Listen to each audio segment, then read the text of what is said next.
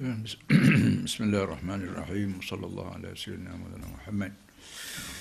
Saya sebagai ketua kerajaan dan ketua parti mengucapkan Wong Hei Fa Chai pada masyarakat Cina di Kelantan. Dan saya pagi ini telah pun telefon kepada beberapa orang kenal rapat saya kepada orang Cina, mengucapkan selamat Tahun Baru Cina, Wong Hei Fa Chai. Mudah-mudahan Kelantan yang mempunyai penduduk berbagai kaum akan hidup tenang dan damai.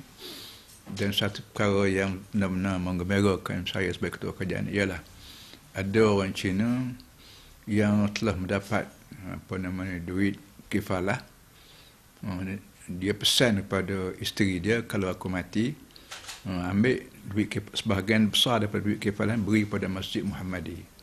Dan memang benda itu telah berlaku.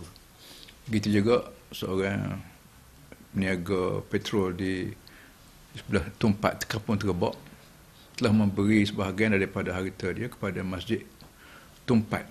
Ini satu hal yang benar-benar mengagumkan. Kerana ketika mana di Eropah ada masjid kena bom, ada tu imam dia kena bunuh, kena sebagainya. Tahu-tahu di tempat kita tidak begitu keadaan terbalik. Di Eropah yang mengaku diri mereka tu demokrasi dan sebagainya, hidup dalam keadaan orang Islam hidup dalam keadaan diskriminasi kerana gangguan-gangguan yang dibuat oleh golongan-golongan tertentu. Tapi tempat kita ni orang Cina beri hadiah kepada Masjid Muhammadi. Dan saya sendirinya waktu saya pegang Kelantan dulu, di masjid di Kota Baru tu ada dipanggil Market Bulu Kubu. Sekarang ni kita tukar menjadi masjid Market Siti Khadijah. Di situ ada sebuah masjid yang kita buat, Masjid Al-Bara'ah. Waktu buat Al-Bara'ah tahun awal 90-an dulu, saya beritahu, saya minta orang Cina beri derma pasir, beri derma batu jokong, beri derma keluli dan sebagainya. Ramai di antara orang Cina tolong menyiapkan masjid itu dengan menderma pasir. Benda ni walaupun simbolik, tetapi menunjukkan rasa gembira dan rasa harmoni di Kelantan. Walaupun kami membangun bersama Islam, kita telah berjaya menunjukkan Islam bukan satu benda ganas. Islam bukan masalah agama ganas, Islam bukan fobia, tapi Islam mengajar manusia bahawa manusia semua berasal daripada seorang bapa. Inna khalaqnakum min zakarin wa untha wa ja'alnakum syu'uban wa qabaila lita'arafu. Islam sebut bahawa semua manusia ada laki-laki, ada perempuan, dan semua tujuannya ialah ada kaum bermacam-macam kaum, tujuan ta'arafu, untuk kena mengenal. Min nafsin wahidah. Allah Ta'ala sebut dalam Quran, manusia dibuat daripada seorang manusia, seorang Adam AS.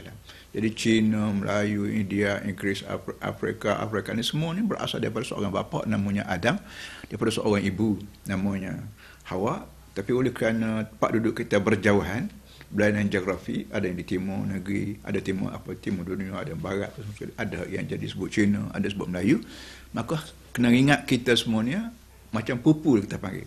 Berjadi kami di Kelantan ni pupu dunia orang Cina, 40,000 pupu ke 50,000 ke, tapi kita adik-beradik. Islam mengajar kita ni adik-beradik. Kelebihan kita bukan kerana dia bangsa, bukan kerana dia ada wang, tapi lebihan kita rapat tak rapat dengan Allah SWT. Siapa yang rapat dengan Allah melalui Islam, walaupun dia orang Cina, walaupun dia orang asli, walaupun dia orang mana, tapi dialah ke depan di akhirat kelak. Walaupun kita ni Melayu, walaupun kita sebut Islam, tapi kalau perangai huduh, benda hak Tuhan larang kita buat, benda hak Tuhan suruh kita tinggal, walaupun kita Melayu, tapi kita belakang di akhirat kelak. Ini kelebihan Islam. Tiap-tiap seorang bebas bekerja, bebas bekerja di atas dunia, asalkan tidak mengganggu orang lain. Kalau ganggu, dosa kita panggil. Dosa ni benda yang terlibat di akhirat kelak.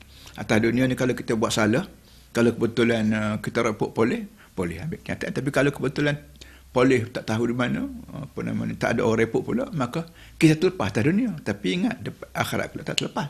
Di atas dunia kita boleh rasuah, kita boleh pukul polis, kita boleh apa. Tapi di akhirat pula kita nak rasuah Tuhan tak boleh, nak rasuah malaikat tak boleh.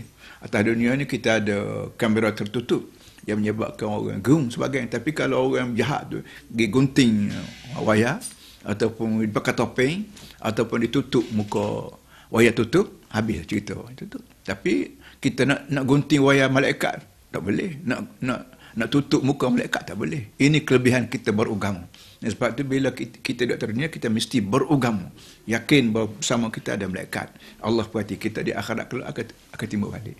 Inilah kunci yang menyebabkan orang beragama, walaupun dia orang Cina, walaupun dia orang Melayu, walaupun dia orang asli sekalipun, dia inilah yang menyebabkan kita hidup harmoni dan sebagainya.